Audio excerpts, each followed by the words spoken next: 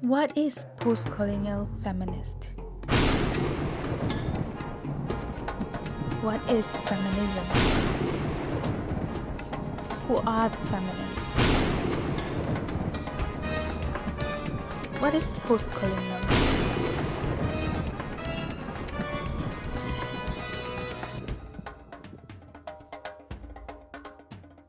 Feminism is part of a political practice which has its own forms of organization, history, and bodies of theory built in the history and organization.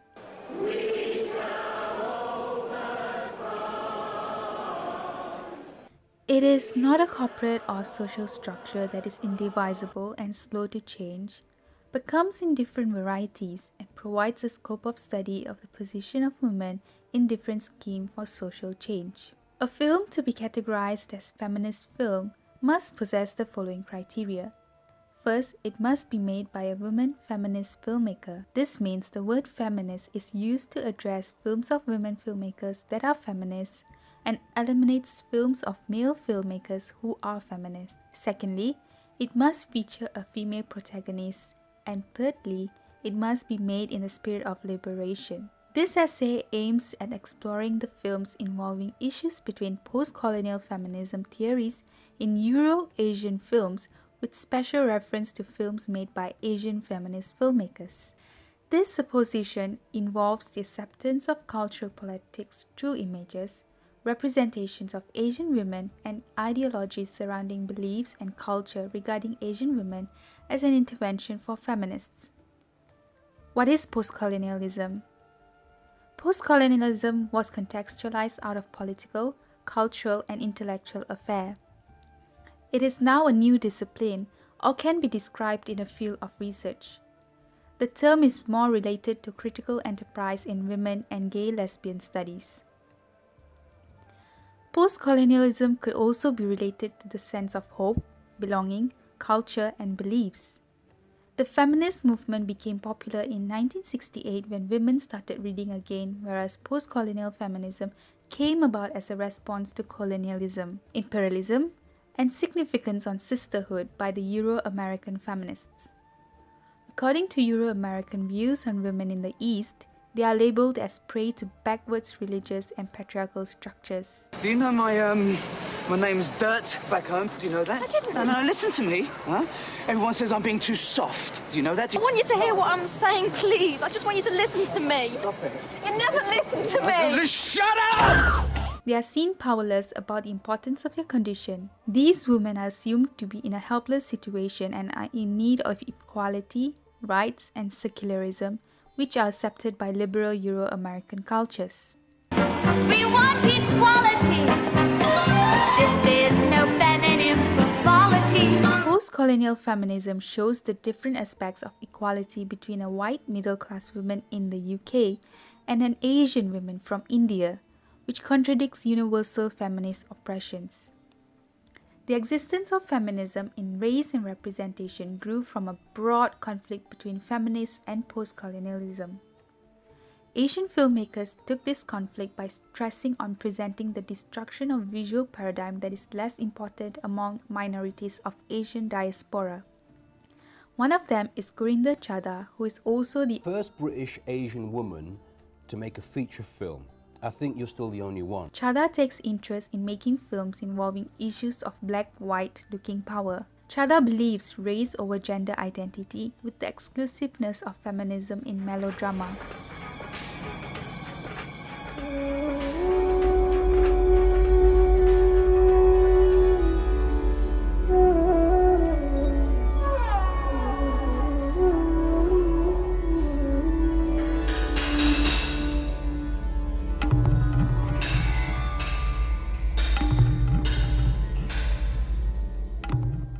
Besides Chadha, Deepa Mehta, an Indo-Canadian director, was also part of the post-colonial feminist movement when her first movie she directed, Fire, which was based on her idea of women living among India's sexual politics and patriarchy. Through this, Asian feminist films from distinct cinematic and cultural traditions have outstripped exceptional cultural aesthetic and visual practices of women representation. Mehta's interest in female forms draws a delicate line between wanting to restore and guard female-oriented forms against pretension and sexism in perceiving their convoluted role in resolving patriarchal ideals regarding sexuality and gender. Isn't it amazing? We are so bound by customs and rituals. Somebody just has to press my button. This button marked tradition. And I start responding like a trained monkey. Do I shock you? Yes.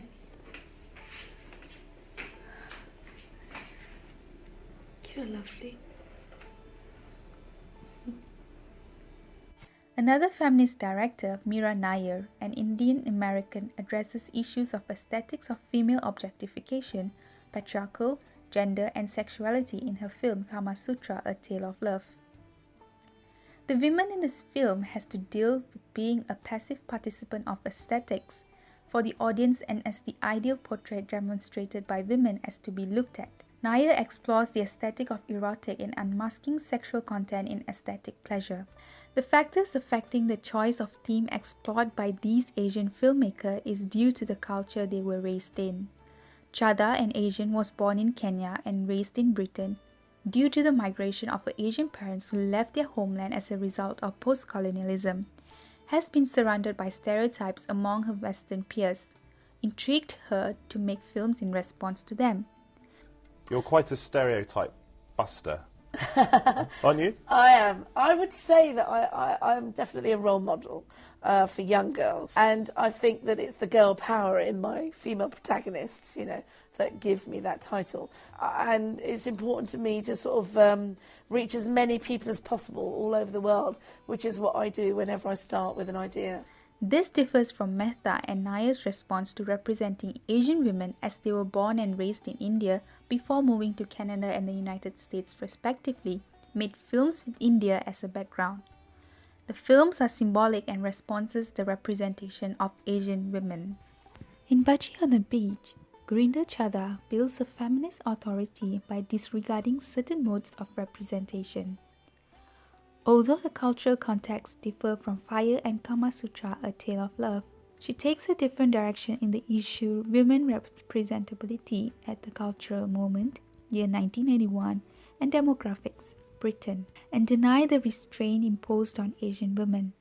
Chadha introduces the viewer with clear, distinct and indistinct visual fields in opposing the viewer and determine the existence of South Asian women in the imperial centre. Thus, representing the post-colonial British women, Bhaji on the Beach observed the lives of 3-generation British Asian women. They are on their way to Blackpool for a day of bonding with the community. In this, the theme of melodrama leads the incidents, midlife crisis, and unexpected pregnancy, interracial relationship, challenges in marital relations. It also follows the Asian community intimately, which establishes their power that was not given much significance, but serve as having and attempting to maintain an unordinary, distinct Indian identity. She thinks about constructing the film's Englishness in specific way like race, culture and ethnicity through issues that put British Asian women in the spotlight and position of the British Asian community. The film received positive feedback for not cultivating a single impression of India and challenging the conception of imaginary homelands as being beneficial for the women in their identity as migrant and for men to preserve sense of home in Britain. Bhaji on the Beach is known mostly as the product of melodrama. The passive woman, non-existent, thus making the male as the victim, positioned due to his assault toward his wife. Any discussion, no warning. She don't want to know. You can't change that. She still loves me, Mooja. Even if we find her, you can't make her come back. She's got the courts involved now, and there'll be a record of everything. What records? Huh? Is there a record of how she behaved? No, come on, Manjit. Listen, you were there, and you saw it all. The shouting, the screaming, I'm not the only one... No, I know what I was told, all right? Chadha picks melodrama as a genre because of the post-colonial influence of Bollywood films that are usually melodramas, but effortlessly moves the female body comment. not as an object to be fetishized by male desire and dominance and power, but rather demonstrating the female body as some of famous Bollywood films like Avara and Sholay.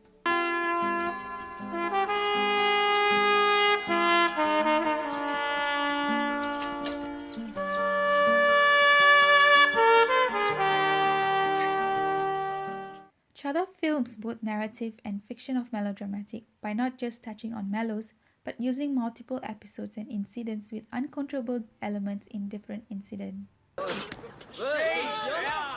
cream of British youth. We serve them in our shops every day. How do you live with this? Don't. The actual action of the film tells the lives of different women. Hashida is a pregnant college student impregnated by a black student. Then there's Asha's story, a middle-aged woman struggling with her identity, and Jinder, a divorcee being violently pursued by her unstable husband. We also see the lives of Rinku and Tinku, who are always after fun with British boys, with the elements of older women who are constantly confronting the generational invasion. Look at poor Jinder. I hear her husband used to beat her. These modern girls can't adapt, and those with jobs are worst. The double dramatic mode makes way for melodrama, which is distant from typical exploitation of female emotion, which allows women audiences to deviate away from it. Extra-diegetic melodrama film progression discusses the authority and control of women in the patriarchal family institutions, leaving it in the traditional situation of victim in melodrama. The theme of melodrama is constant throughout Baji on the Beach, to constitute a nationalist sense.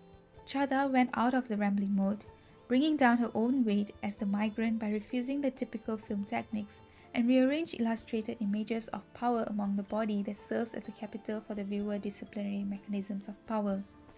Chadha was inspired by Bollywood film and Bhangra pop and uses it skillfully to tell her story.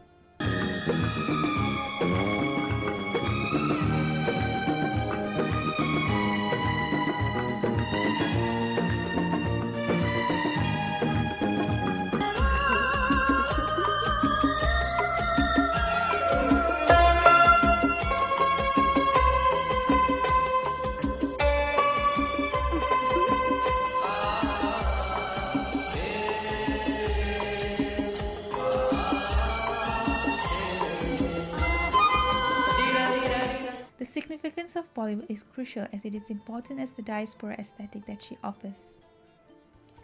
The film opens with tracking shots of pervasive shops in Britain and switches off to a statue of Krishna. The sound effects,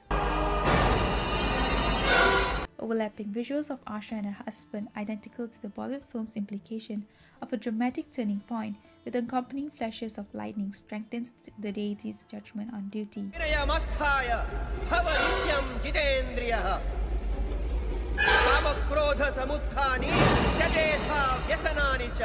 Voices are loud to signify the psychic manifestation of her distress, staged as filmy in Bollywood, as exaggerated, flamboyant and self-knowing.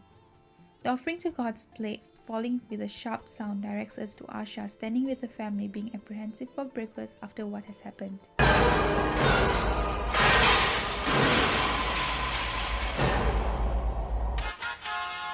Broadcasting to the Asian community in the Midlands on 92.5 FM. This is the Sanjeev Sharma Show on Radio Jungan. Breakfast ready hai? अच्छी बात है. Oh, Mom! Since the Bollywood film style may look back at a cultural value system familiar to Asian women, the actions of women challenges the image. As the women prepare to go to Blackpool, Jinder's broken marriage scandal explodes. The older women are against Jinder for leaving her husband by giving her unpleasant comments about young diasporic women disregard old Indian cultures of how a woman has to be a slave to her husband because of the holy vow she made on the day they got married. Asha, wake up. You know her in-laws. Is it true? No. She must have done something. My own daughter. The other day I was telling her that it's the woman who makes the family. You know what she did? Next day she shaved her head. You think it's funny? I was teaching morals from back home. In the bus, Asha, who is under gender crisis that is complex, is shifted into a theatrical Bollywood film sequence where the older women's comment on Jinder's divorce and bad relationship with her husband may kill her in-laws. Jinder might teach her bad habits. That Jinder, I hear she ran off, left such a decent family. Took her son, and she even chose the husband. Poor thing, the mother-in-law. She has heart trouble too. It's the limit.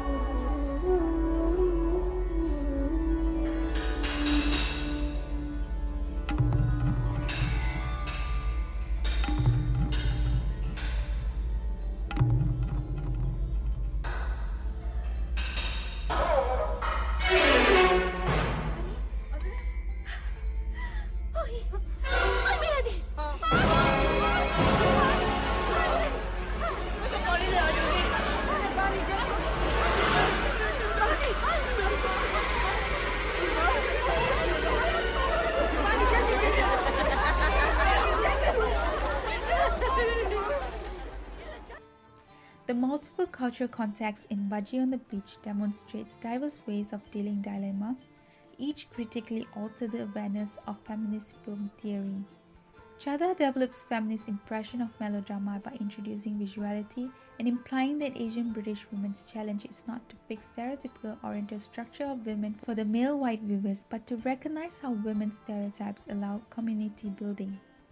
Budgie on the Beach ends with the women's community overcoming the different terms and agreeing that it is time for the budgie to be sold on the beach.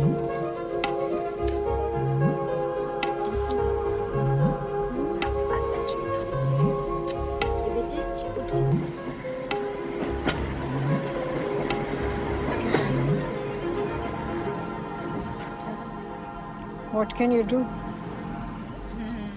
Okay, everybody, come on. My beautiful bathing bells, I have a little present for you. Anybody want a piece? What is this? Looks like pudding. You call them little. Deepa Mehta's film Fire entices the concept of conservative in Indian society, as it did not only focus on a taboo of female sexuality subject, it also held the concept of lesbianism. Though the West celebrated this film, the South Asians were on fury. They tore down posters and caused a commotion in theatres where the film was screened.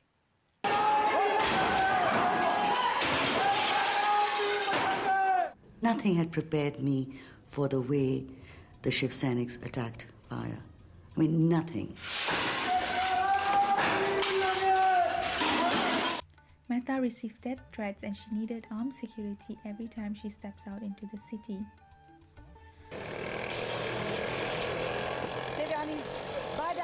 Fire portrays a middle-class, semi-literate extended family in New Delhi. It is centered among Radha, a middle-aged woman, and Sita, a more westernized, due to post-colonialism, younger sister-in-law. They are disregarded and maltreated by their husbands. As a result of Radha's infertility, her husband Ashok takes a pledge to abstain from sexual activity where he only lives by living the ordeal on the bed with his wife. He is more occupied with his spiritual salvation pursuit under the guidance of his guru. He only sees and labels Radha as a subject to function as wife and mother by expecting her to be a responsible and obedient wife. In the life of Sita, her husband Jatin is more invested with his Indo-Chinese mistress, Julie, which makes him heartless and at times violent towards his wife in their passionless and sexually unaccomplished marriage.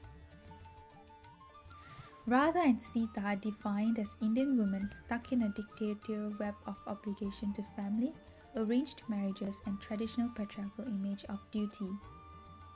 The film records the attraction, intimate friendship between Radha and Sita, which leads to the ultimate lesbian relationship with the sister-in-laws.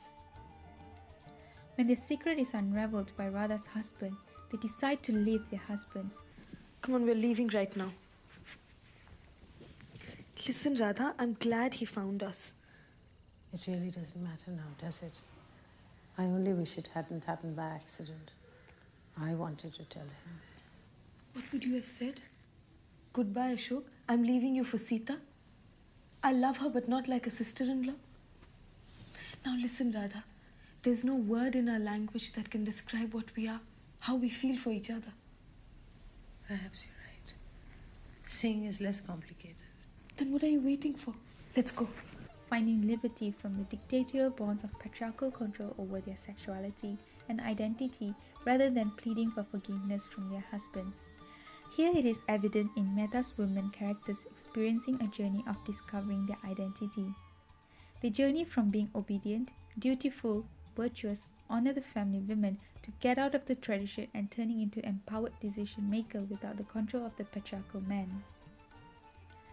In a dynamic symbolic turn of events at the end of the film, Radha is caught in a kitchen fire from which her husband has been disheartened by finding out about her lesbian relationship, and he is not pleased to save her from the fire.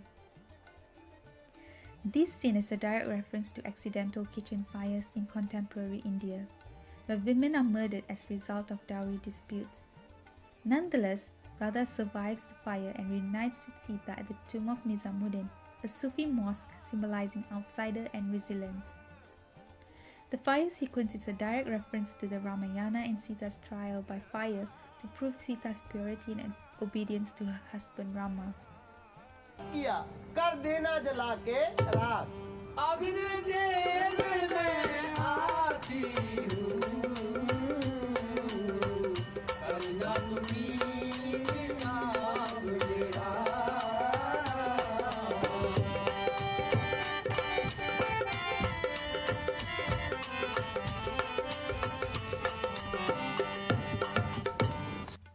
The lesbian relationship could be interpreted as intentional and purposeful response against the exploitation and abuse of women in the family by the patriarchal power within this restriction of a traditional Indian family.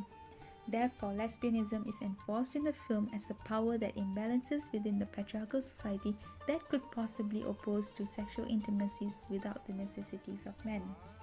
Basically is negotiating more space for themselves. What they're doing is trying to break out of a tradition that places them only as wife and mother, as the bearer of male children. And the fact that they're moving out of that and also claiming desire. My God, if women start claiming desire, can you imagine how dreadful it would be for our culture? To sum up, the controversy around fire integrate and is placed side by side in disagreement over a range of issues of Indian culture and tradition, with the increased tendency on the part of Hindu extremists to dictate their own definitions through violent and legal resolution. See, in the film Fire, that whatever is shown, it's against our culture. And it's unnatural things which our religion, our custom will never permit. And that's why we're against that.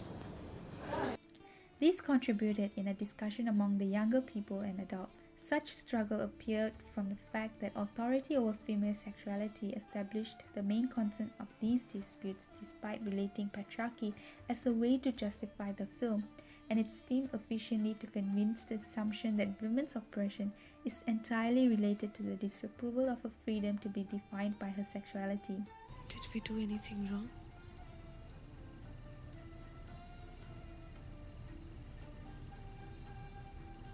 No.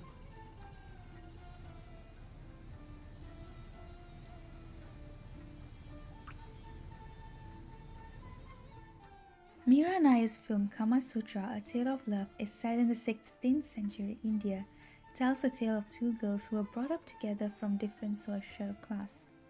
Maya, the servant girl, and Tara, the princess, were brought up together without showing any partiality to their status as they were educated equally, learning dance and other skills. As the years pass, Tara becomes the master over Maya, giving Maya her hand-me-downs. Looks like leftovers. You can wear it at my wedding. I am going to be married to the great Raj Singh. Tara has been said to marry King Raj, a king who is more invested in the pleasure of flesh than the concerns of the government.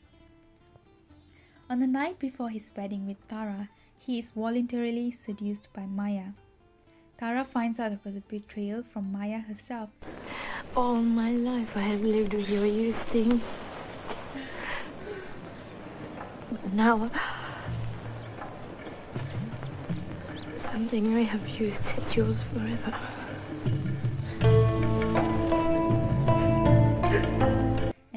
is exiled from the palace grounds. She meets Jai Kumar, a sculptor who believes that Maya would help him better to sculpt by understanding the female form. He touches Maya seductively. Maya does not respond to Jai's moves, but eventually they begin a relationship.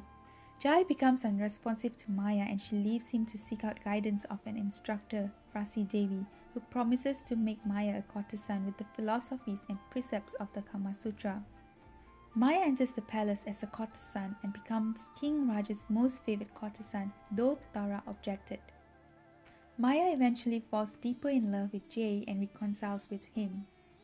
King Raj then comes to know about the relationship and he becomes angry and devastated that he couldn't have Maya's body and soul, causing him to fight with Jai and execute the sculpture. Beautiful women are a law unto themselves. I no longer have any authority over her. Life is strange.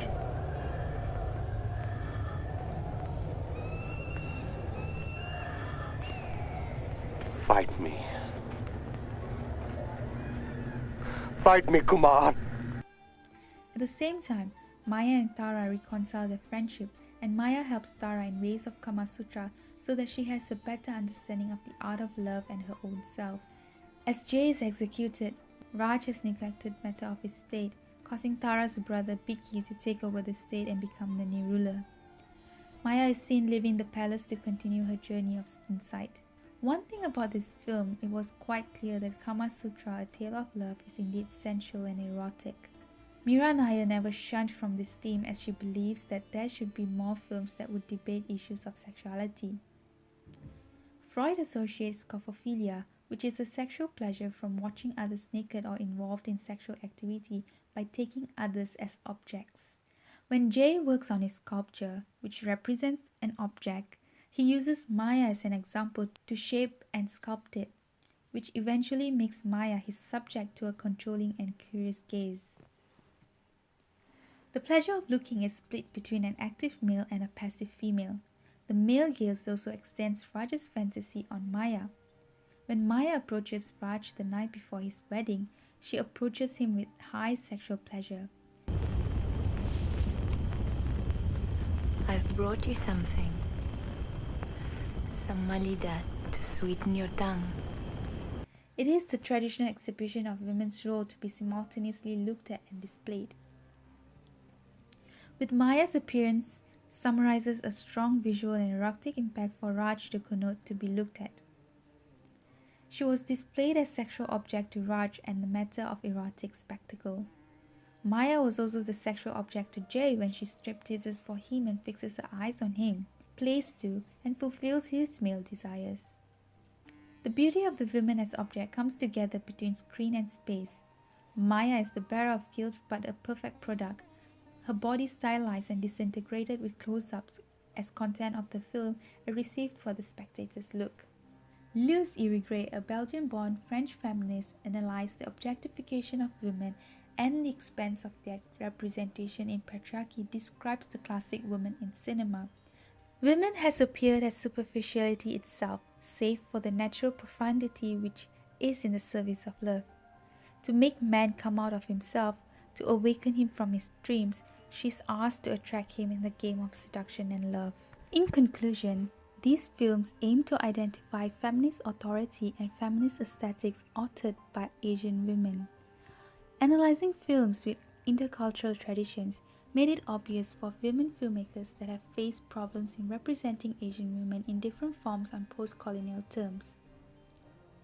Their concept to the questions of women's representation is different depending on the community they have been surrounded with.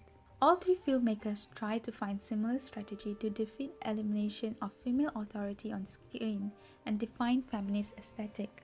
The aesthetic represents female authority, connecting the adoption of particular issues of culture, ethnicity, sexuality and gender in relation to patriarchy and post-colonialism for women that had been summarized in confining ways. The cinematic identification and socio-cultural visualization has a gap between feminism and real women. Political ideology and personal experience, and how feminist filmmakers interpreted texts and women audiences watch the film. The post-colonial product, a melodrama and soap opera, has been specially made for Western audiences to steer away stereotyping Asian women. Post-colonial feminists believe feminism should develop locally from regional knowledge instead of being dictated by the West. Budgie and the Beach generally reflects Marxist psychoanalytic, where feminist film criticism were more interested in advocating the radical counter-cultural feminist film practice rather than the conventional sentimental women's film, where the aesthetic sensibility emphasized in another way, style, mode that avoids third world women highly definable and stereotyped by Westerners. Post-colonial feminism accepts the possibility for diverse, organic feminisms that is developed from sexism, racism, capitalism, and imperialism. The extensive colonial context diminishes the white male gaze. The controversy surrounding fire was analyzed as an opportunity that was practically opened up by women's movement in India by associating it with the debate of gay lesbians movement in order to resolve women's oppression in the family system. The film managed to provoke the Indian psyche, who are predominantly male and patriarchal, did not accept the concept of different sexuality. The scopophilic instinct in opposition to sexual desire acts as establishment, a structure which Kama Sutra, A Tale of Love, has played on. The cinematic convention created the gaze, a world and an object, to create an illusion to the measure of desire. Coincidentally, in the land that gave the Kama Sutra text, sexuality and sex belong to the private vault and not discussed in public, which means it's also bizarre to talk about female desire, such as lesbianism, a taboo in India almost non-existent. In the end, Asian feminist filmmakers have always found the pleasure of making films for the West to show how colonialism has affected by the way these filmmakers look at the narrative of the women from East and reflect it in their films as comedic, satirical, and real as possible using post-colonial feminist theory of melodrama, patriarchal, gender, and sexuality.